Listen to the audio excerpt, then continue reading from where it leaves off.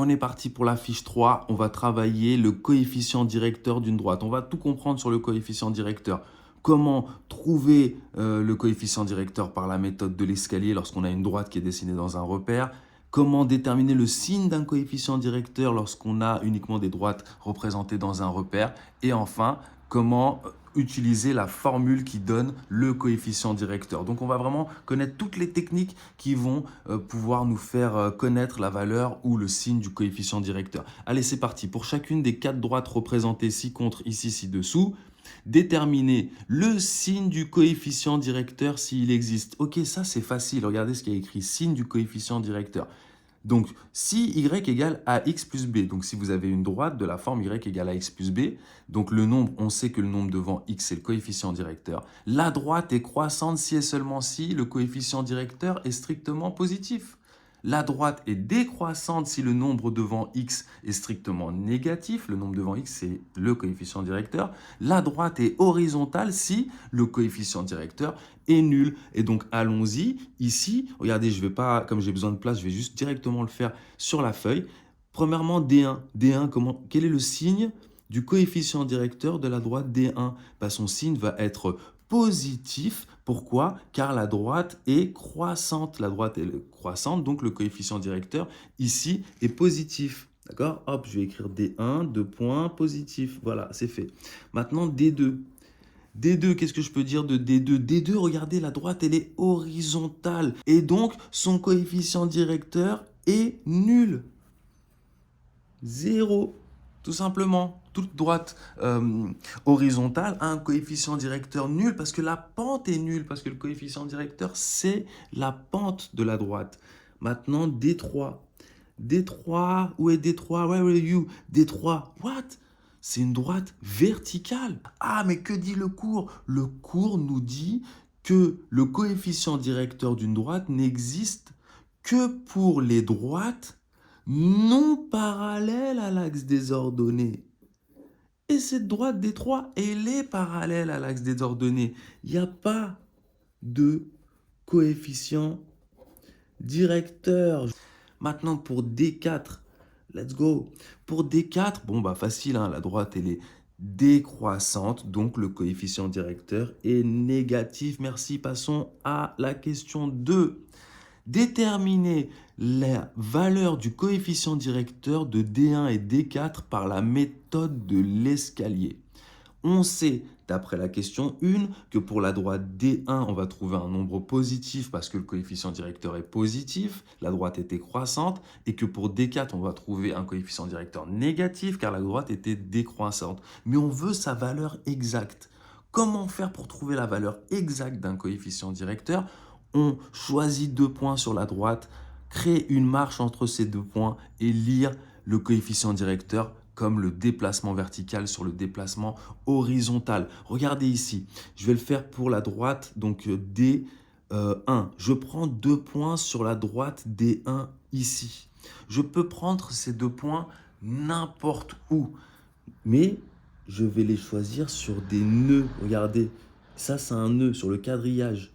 Ici, ce n'est pas, il n'y en a pas, il n'y en a pas, il n'y en a pas. Là, il y en a un. Ici, c'est bien sur l'axe des ordonnées en plus et sur l'une des lignes que l'on voit apparaître là. Ok, maintenant, je vais tracer ma marche. Je vais partir de ce point. Je vais arriver à l'autre point. Je vais faire une marche comme ça. Je vais maintenant lire le déplacement vertical. C'est 1, 2, 3, 4, 5 carreaux vers le haut. Donc, c'est compter positivement plus 5. Et un carreau vers la droite, donc c'est compté positivement plus 1. Et le coefficient directeur par la méthode de l'escalier vaut tout simplement le déplacement vertical, c'est-à-dire ici plus 5, 5 les brothers, divisé par le déplacement horizontal, donc 1. On retrouve bien, attention, un 5 sur 1 c'est égal à 5, un nombre positif. Ici, en fait, ça signifie quoi? Que pour un carreau vers la droite, vous montez de 5 carreaux. C'est comme ça qu'on peut lire aussi les coefficients directeurs. Vous prenez un carreau, une marche vers la droite et vous regardez de combien de marches vous êtes monté. Mais parfois, cette méthode, elle ne marche pas parce que vous n'allez pas savoir précisément de combien de marches vous êtes monté. Mais celle que je viens de vous donner marche à 100%. Vous prenez 2 points sur un quadrille, sur des nœuds et vous créez votre marche, votre escalier. Donc ça, c'était pour J'aurais dû l'écrire dans l'autre sens, c'était pour D1. Maintenant, pour D4, on me demande de faire la même chose. A égale, pour D4, 2 points. A égale la valeur du coefficient directeur. D4 est là. OK. Je prends 2 points positionnés sur des nœuds. Regardez, celui-ci et celui-ci. Voilà. Et prenez-les les plus proches, parce que vous pourriez prendre ce point-là aussi. Vous pourriez prendre ce point-là, vous pourriez prendre ce point-là, mais prenez-les les plus proches les uns des autres, les 2 points. Comme ça, vous n'aurez pas besoin de simplifier votre fraction ici. Donc là, je crée ma marche. Tac. Et hop, j'aurais pu aussi passer par là. Hein. Vous pouvez passer par là, vous pouvez passer par là. Vous avez 4 chemins possibles. Ici, je suis descendu de 1 carreau, donc moins 1. Ici, je suis allé de 2 carrés vers la droite, donc plus 2. Et donc, ça y est, c'est fini. Mon coefficient directeur, c'est le déplacement vertical, ici, moins 1, divisé par le déplacement horizontal, c'est-à-dire ici, plus 2, moins 1 demi. On peut écrire moins 1 sur 2 ou 1 sur moins 2, comme vous voulez. 1 sur moins 2, on n'aime pas trop l'écrire. Ok, question 3, les brothers. Cette fois, il faut calculer la valeur du coefficient directeur de D1 et D4, donc on les avait déjà. Mais autrement qu'à par la méthode de l'escalier, une autre façon de faire, c'est d'utiliser la formule qui est donnée ici. Pour utiliser la formule, on commence comme avec la méthode de l'escalier. Il vous faut 2 points sur la droite, ok, mais il vous faut les coordonnées cette fois de ces 2 points. Donc il faudra lire les coordonnées et ensuite appliquer cette formule YB moins YA sur XB moins XA. Ok, allons-y. Pour D1, il faut que je donne 2 points appartenant à D1. Mais je les ai déjà, regardez, je les avais positionnés là. J'ai le point de coordonnées. Donc, A, on va dire, moins 1. Attention, attention. Moins 1, point virgule, moins 2. Voilà les coordonnées de ce point-là. Je prends un autre point appartenant à la droite. Hein. Je prends donc par exemple, oh mais c'est pas possible, calme-toi, arrête de bouger dans tous les sens. Ici, je prends ce point-là, 0, 3. 0, 3. Ces 2 points appartiennent à D1. OK. Maintenant, je vais pouvoir calculer la valeur du coefficient directeur. En faisant quoi? Le coefficient directeur vaut, je vais écrire la formule une fois, YB moins YA sur XB moins XA. Ça donne donc ici, c'est parti, YB, ça vaut 3 YB, moins YA, moins 2, attention, hein, moins YA, divisé par XB, 0, moins XA qui vaut moins 1. Donc, on fait encore moins 1. Ça donne donc 3 plus 2 sur 1, 1 plus 0 plus 1, ce qui donne 5 sur 1, ce qui donne 5. Et heureusement, on a trouvé la même valeur. Évidemment qu'on doit trouver la même valeur. Donc, vous voyez, ça, c'est pour déterminer le coefficient directeur par la méthode donc de la formule. Et là, vous allez me dire, mais vas-y, là, pourquoi tu nous fais faire des calculs compliqués et tout? Autant faire cette question-là directement, on fait la méthode de l'escalier, ça y est, c'est bon, c'est super, on dirait de la géographie au lieu que ça soit des maths. Oui, mais parfois, dans un exercice, ça se trouve, on va pas te donner ça.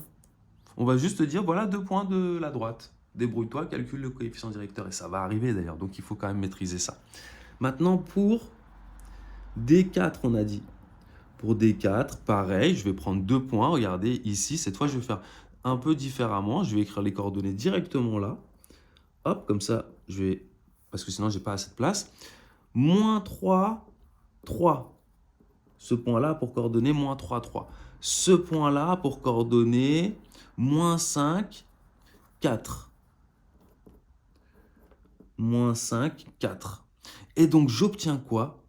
Mon coefficient directeur, cette fois, vaut quoi? Donc, l'ordonnée de celui-ci, 3, moins l'ordonnée de l'autre, donc 4, divisé par l'abscisse de celui-ci, moins 3, moins l'abscisse de l'autre, moins 5. Ce qui donne moins 1 au numérateur et moins 3 plus 5 au dénominateur, ce qui fait moins 1 sur 2. Et je trouve le même résultat. C'est génial les amis, à bientôt!